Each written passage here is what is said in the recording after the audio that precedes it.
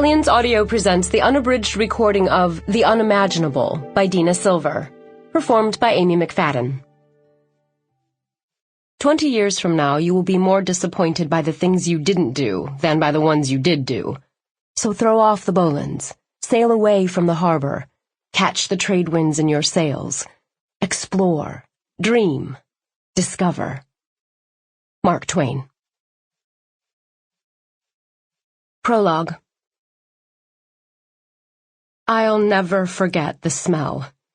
It was jarring in many ways, but memorable because I'd never been afraid of a scent before. I closed my eyes and breathed through my mouth as I waited my turn. They came for me third. I stood and was blindfolded, loosely and without much care, and then led upstairs. There was no waking up from the nightmare, but once the fresh air hit my face, it gave me hope. I nearly cried with relief when the ocean breeze filtered through me. The dank, salty air was my freedom, and, I thought to myself, if I could just get into the water, everything would be okay. But there was no easy passage to safety, no crack in the system that was designed to keep me in place. I was there for one reason, and one reason only: a bargaining chip. My legs were cramped and weak, and without my sight, my bearings were off. As soon as I was free of their grasp, I spun around, unaware of which way to go at first, and then got my footing and ran up the narrow path headed for the bow. The smell of the water got so strong that I could almost feel it on my skin. Just get to the edge and jump.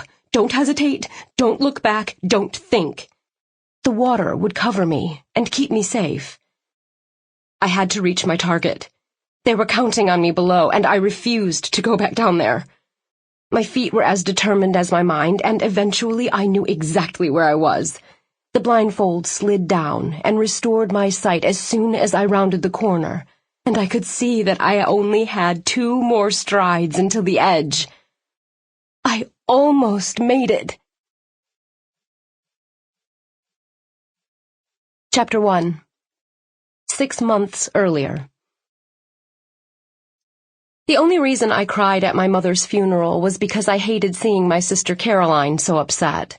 Yet there she was again, ripe with sorrow, only on account of me this time. The date was August 3rd, 2010, and it was 2 months after my mom died. 45 days. Sample complete. Ready to continue?